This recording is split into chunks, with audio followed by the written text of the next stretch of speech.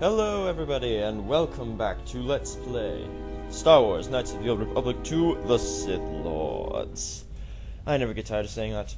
So anyway, last time we finished Paragus, and what a session that was, 2.5 hours. This one's going to be even longer. Actually no, probably be about the same length. So let's get straight into it. Now last time we, sorry, let me get used to the controls again real quick. Okay, I'm set. Don't ask me what that did, I don't even know.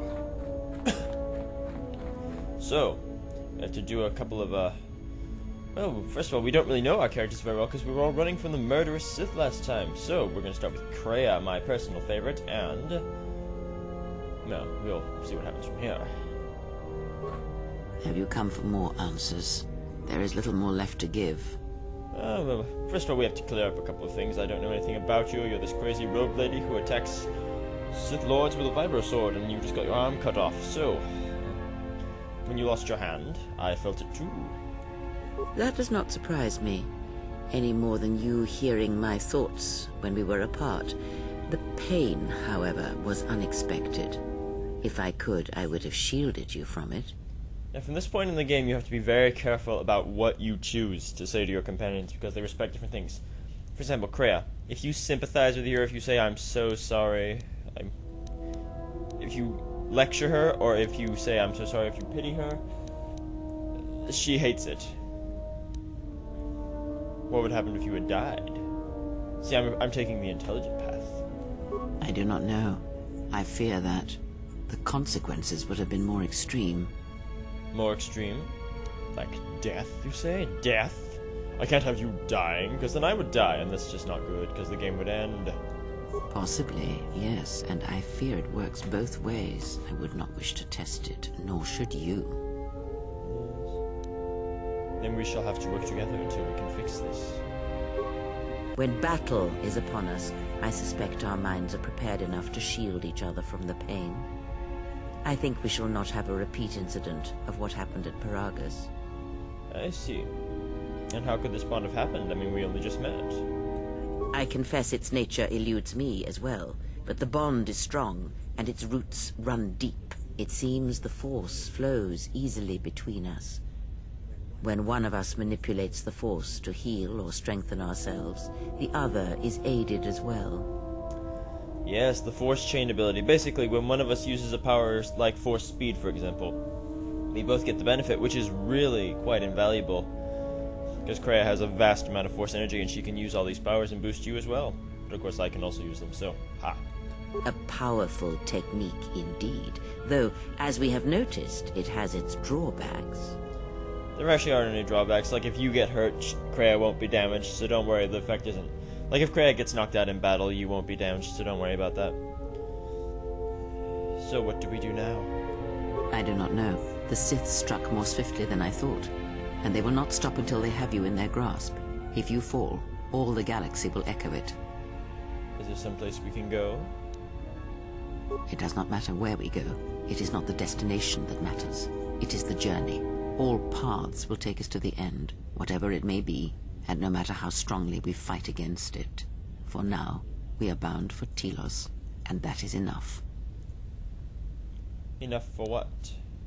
Before the war, Jedi who failed their training were sent to the fields of Telos to serve the galaxy, not as Jedi Knights, but as farmers and laborers. The destruction of Telos was complete. I doubt any Jedi remain.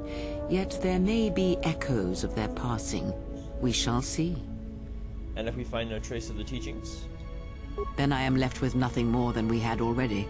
My faith in you and your ability to meet what comes. There are other things I wish to ask you. Ask, and I will answer. Kreia has a boatload of knowledge. She has the most dialogue out of any character in this game.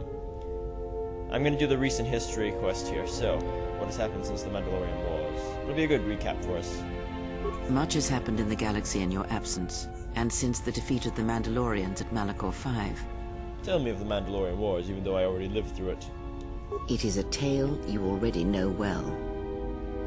Almost a decade ago, the Mandalorians began preying on the Republic, bringing the fires of war to many planets along the Outer Rim. Their predations continued, winning victory after victory, until the Republic finally begged the Jedi Council for aid.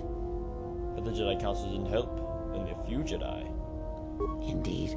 The Jedi Council counseled caution and patience to assess the Mandalorian threat as the Outer Rim burned. Revan and Malak refused to wait. Two Jedi Knights, Revan and Malak, defied the Jedi Council. They challenged the Mandalorian fierceness and brutality on the battlefield with a viciousness of their own. Revan's entrance into the conflict marked the true beginning and end of the war. It was Revan who drove the Mandalorians back into the unknown regions.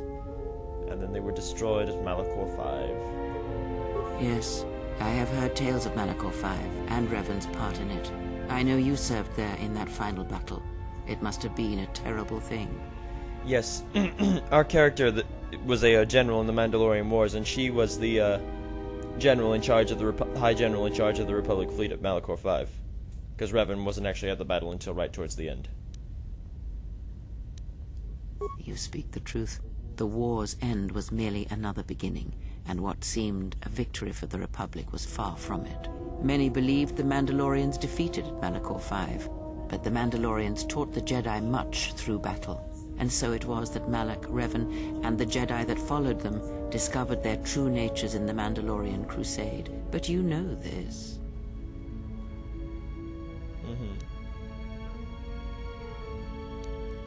Consumed them? No. Taught them. Defined them? Yes. As Revan and Malak fought the Mandalorians in battle after battle, they grew to despise weakness, just as the Mandalorians did. In the end, the Mandalorians had taught them through conflict, shaped the Jedi, and turned them into a weapon against the Republic. And that was the Jedi Civil War. Revan and Malak, and all the Jedi that served them, turned against the Republic and the Jedi Order. Jedi fought Jedi. Revan was ambushed by the Jedi and captured. Malak continued to wage war in his master's place, inflicting terrible wounds on the Republic. Wounds that bleed still. How were they defeated? Even though we already know. Because if you've... Actually, there is a way to find out how they were defeated. Watch my first Let's Play. As all Sith do, without a strong enemy, the Sith turned on each other. Revan escaped the Jedi and returned to finish Malak, and that was the end of the Jedi Civil War. What happened to Revan? After defeating Malak, Revan left the Republic, and there are none who know where he has gone. It is said that the Sith remnants turned on themselves after Revan defeated Malak, reducing Korriban to ruin as the Republic still bleeds and struggles for life. Where Revan wanders now, I do not know. No one knows. So Revan saved the Republic. It would seem that way from a certain point of view, perhaps. The Jedi Civil War left wounds that have yet to heal. We shall see if the Republic has the strength to survive. Very well. A culture's teachings, and most importantly the nature of its people, achieve definition in conflict. They find themselves lacking. Too long did the Republic remain unchallenged. It is a stagnant beast that labors for breath, and has for centuries. The Jedi Order was the heart that sustained its sickness. Now the Jedi are lost. We shall see how long the Republic can survive. Can anything be done to help the Republic? We shall see. The Jedi Civil War cost the Republic much. The resources of the Sith seemed limitless. The Republic's was not. Fleets of warships, soldiers, and people were lost. Entire planets were decimated. Their inhabitants dead or refugees. It is a great burden for any civilization to bear. And this new threat, it is a quiet thing. Unlike the Jedi Civil War, it drives at something deeper than the strength of the Republic. It is aimed at you. I see. A shadow war. The Republic was never what was important, ever. It was but a shell that surrounds the Jedi, just as the teachings of the Jedi are a shell surrounding the heart of man. You see, the war, the true war, has never been one waged by droids or warships or soldiers. They are but crude matter, obstacles against which we test ourselves. The true war is waged in the hearts of all living things, against our own natures, light or dark. That is what shapes and binds this galaxy, not these creations of man. You are the battleground, and if you fall, the death of the Republic will be such a quiet thing, a whisper, that it shall herald the darkness to come. So this is what I love about Kotor too, all this deep, in-depth dialogue that really goes into philosophy. I absolutely love it. And now we need time to reflect on this. I would see to that fool in the cockpit and remind him of our destination. I would not want him attempting to veer from Telos. I will do so.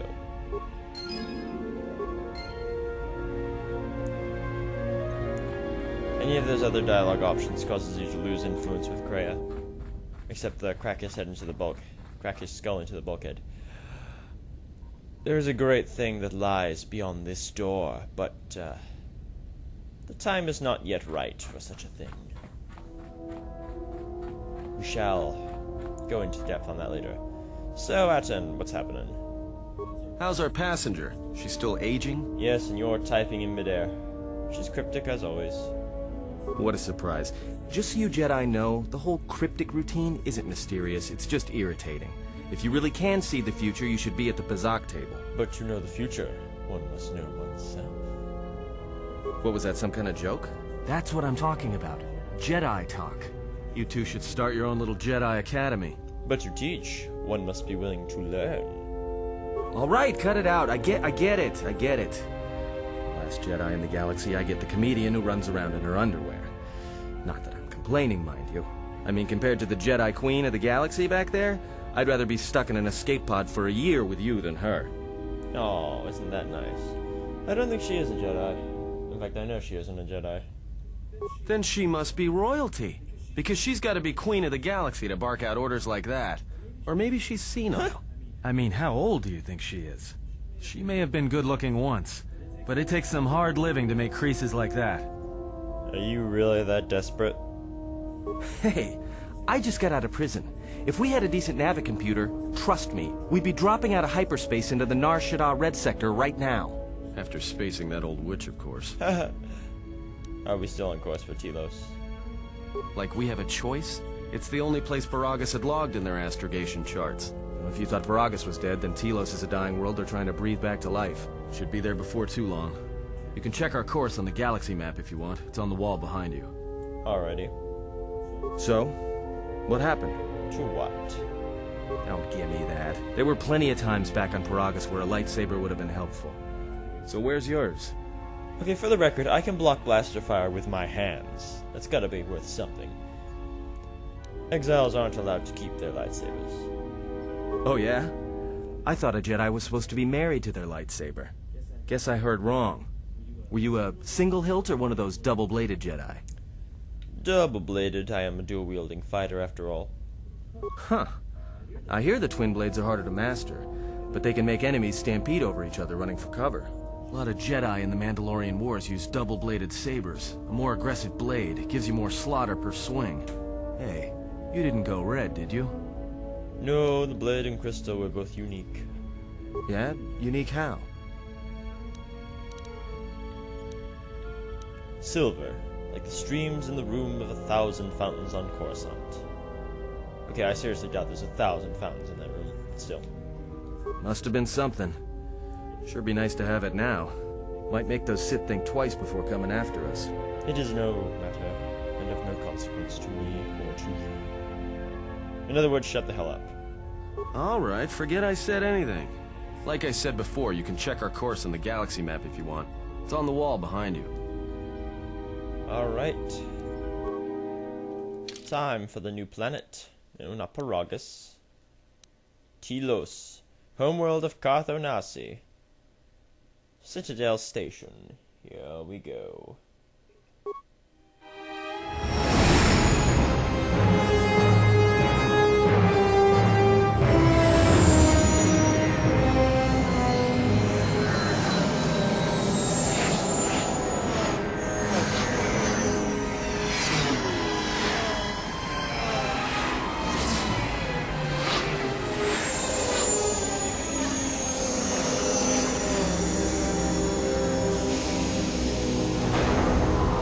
Makes you wonder if they actually had a reservation or if they just docked in whatever hangar was open, like, yeah, whatever, I'm coming here, screw you. I can only imagine.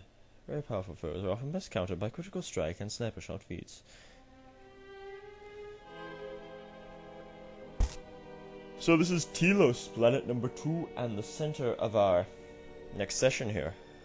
And Telos is really long. I don't know if I'll do the whole thing. Probably in one session, but it'll take at least probably 2.5 hours. Oh, God. No! Actually, it's probably not that long. Here we go. Please. Attention, this is Citadel Station Bay Control, Dock Module 126. Please remain where you are. Lieutenant Dahlgren will arrive shortly to meet you. That is all. I don't like the sound of that. If they think we caused the explosion... Uh-oh. Here comes the welcoming party. They may not know what happened, so don't blow it. I'm Lieutenant Gren, Telos Security Force. I'm under orders to take you into custody in regards to the destruction of the Paragus mining facility. I see. We did have something to do with this, but, whatever. Are we under arrest? You haven't been formally charged, but you will be placed under house arrest pending the results of our investigation. Due to the nature of the investigation, I have no specific timetable to offer you. In the meantime, your ship and any droids will have to be given over for safekeeping. No! Not T3! Yes, that includes you. You are a droid, so you will be detained. In addition, we will have to take your personal arms and armor until the completion of our inquiry. Or take my armor?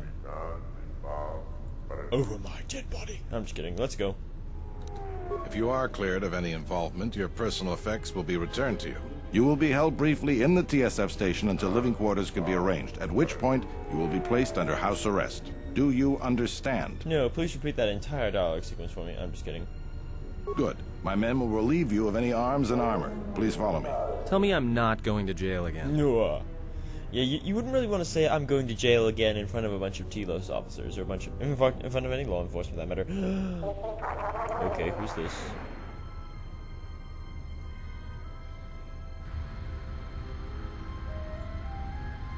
Suspicious.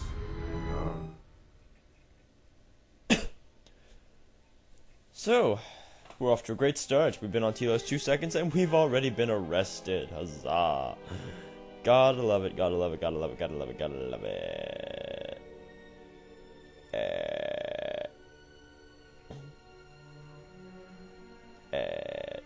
I'll stop it now. You can relax.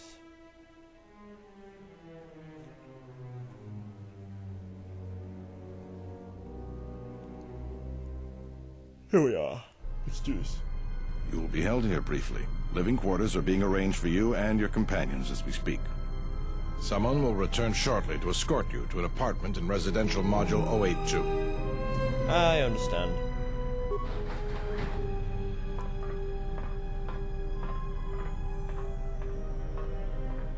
Well, we might be here for a while. Might as well get comfortable. Alrighty, sounds good.